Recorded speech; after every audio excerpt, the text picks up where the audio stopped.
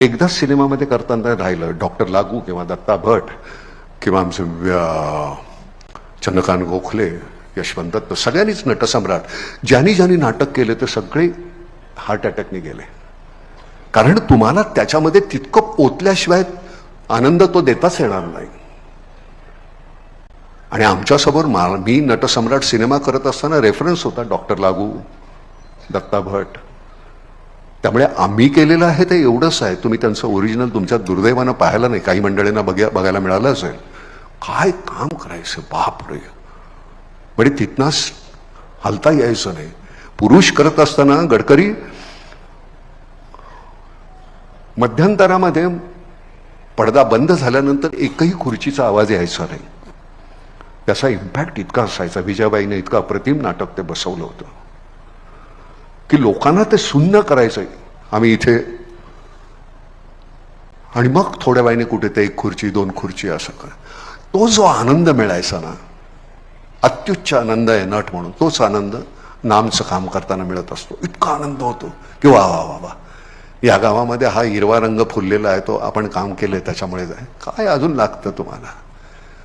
काही लागत नाही. बरं, उद्या मरणावर विश्वास ठेवला ना की जगणं इतकं छान आहे. पण मंडळी समजतच नाही की आपण मरणार आहोत. संचय करत राहायचा. संचय किती करणार, काय करणार, सगळं इथे ठेवणार, 12 म्हणच लाकडं लागणार, हे लक्षातच येत नाही. अजून हवंय, अजून हवंय, अजून हवंय. आणि मग सरते शेवटी तो श्वास घेत असताना, मग अशी तू म्हणलास ना त्या प्रदूषणाच्या संदर्भात, मध्यंतरी त्या म्हणजे आपल्या ह्याच्या वेळी, करोनाच्या वेळी बिल देत असताना तुमच्या ह्याच्यावर होते, कशावर ते ठेवायचे, व्हेंटिलेटर. त्या व्हेंटिलेटरवर तो माणूस बिल देताना 8.5 लाख रुपये त्याचं बिल, तो रडायला लागला. तर म्हणले पैसे नाही आहेत म्हणून. का?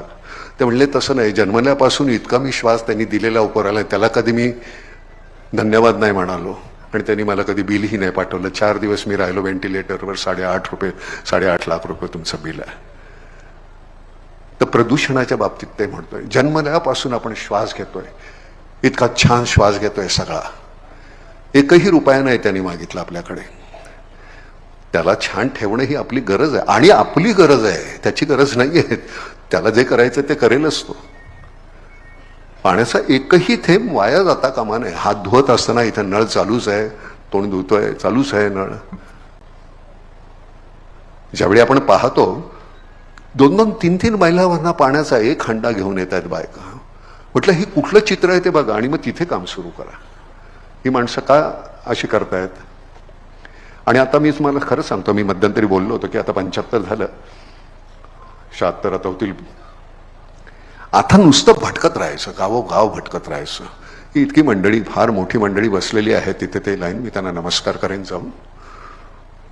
आम्ही नुकतीच कुठेतरी आतून उर्मी. आणि नट म्हणून सुद्धा तुम्हाला सांगतो, गडकरी नुसतं घरात मत बसून नट नाही होता येत. रोज नव्या दुःखाच्या शोधामध्ये आम्हाला फिरायला पाहिजे, तरच नवीन पद्धतीनं हास्य आणि दुःख दोन्ही आम्ही करू शकू.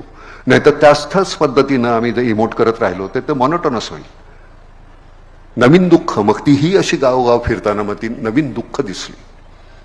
ती नवीन दुःख दिसल्यानंतर लक्षात आलं की आमचं दुःख इतकंच आहे. आम्ही त्याला डोंगराव एवढं म्हणत होतो कारण आम्ही इथे धरलं होतं. ते इथे धरल्यानंतर कळलं अरे चिमुटभरच आहे.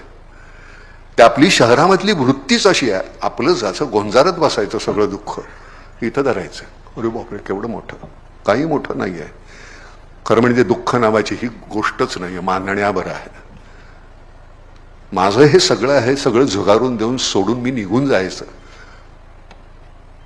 मी सुद्धा मातीतच झिरपणार आहे. मग तिथं नाही का मी झिरपलेलं असताना मला थोडा ओलावा पाहिजे म्हणून मग हे पाणी वाचवण्याचा प्रयत्न करतो.